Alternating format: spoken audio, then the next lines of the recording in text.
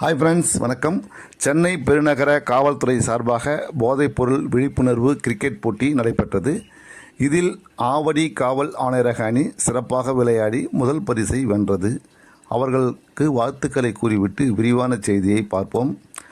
காவலர்களுக்கு பணி சுமையும் மன உளைச்சலும் அதிகரித்து வந்த நிலையில் ஆவடி காவல் ஆணையாளர் கி. சங்கர் அவர்கள் காவல்துறையினர் மத்தியில் அனைவரும் விளையாட்டு போட்டிகளில் கலந்து கொள்ள வேண்டும், முக்கியமாக யோகா பயிற்சியும் செய்ய வேண்டும் என்று கூறி வந்த நிலையில் போதை விழிப்புணர்வுக்காக தாம்பரம், சென்னை, ஆவடி மற்றும் திருவள்ளூர் காவலர்களுக்கிடையே நடைபெற்ற கிரிக்கெட் போட்டியில் ஆவடி காவல் ஆணையரக அணி முதல் பரிசை வென்றது.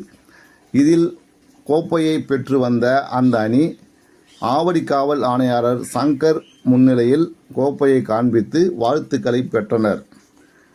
இதற்கிடையே அந்த அணியின் தலைவரும் மற்றும் உதவி ஆய்வாளருமான கார்த்திக் அவர்களுக்கு அப்பகுதியில் பொதுமக்களும் காவலர்களும் பாராட்டி வருகின்றனர்.